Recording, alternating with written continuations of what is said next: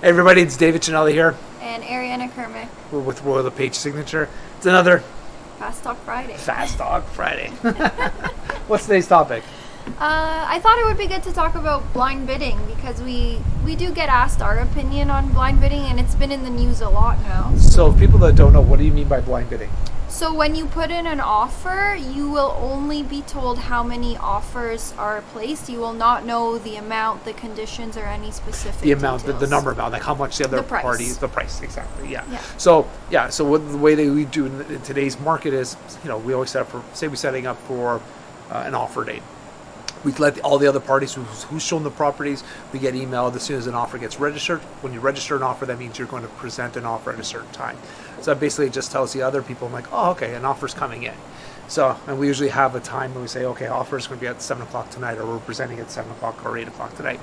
That way, whoever's going to be offering, we know how many people you're competing against. But right, we don't know conditions, we don't know the closing date, we don't know the deposit, we know none of that. And in reality, the listing agent, the one who's selling the property, is not really supposed to tell you that either. Mm-hmm. We can kind of give hints and guide, but you're not, even sometimes that, because that can border on a little bit of shadiness. We've seen some of that happen a lot in the market. It's not supposed to happen. But anyway, I know a lot of people are kind of like wondering, well, if I'm bidding against house, how do I know I'm not overpaying? Yeah. You don't. Yeah.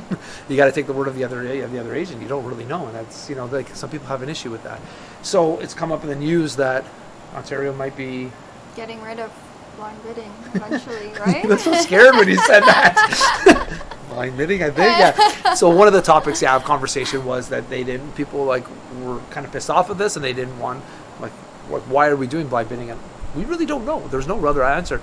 The only thing I can say is there are some shady realtors out there, which we all know them, some of them, and they like to use people like leverage, and without telling the people what the amounts are, and that's the only way they can use that to their advantage. But the seller sometimes, if it works in their favor, they like that because you can use leverage to get to more of the price point they're looking for. So anyway, I don't know. There's both merits on both sides. I can see how you don't want to tip your hand because you don't want other people to know what you're bidding, right? Yeah, exactly. But I'm not against it. I think it's like if it comes in, it's just something we'll learn with and deal with. This is the way it's working now. Yeah. If the legislation should come to change, we'll figure it out and we'll navigate our clients whatever way we need to do and moving forward. Yeah, definitely. I also agreeing with Dave. I don't mind it as long as everyone is being honest and actually keeping it a blind bid. Yeah, exactly. Yeah, or an open bid. Yeah. Anyway, that's a different topic.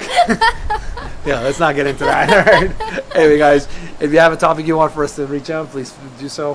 What is your Instagram handle in case they there? I always put it up anyway, but I want to make sure everyone knows your Instagram handle. Yeah, it's realestate_Ariana. And I'm David V. Cinelli _ Realtor. All right, guys, thanks again.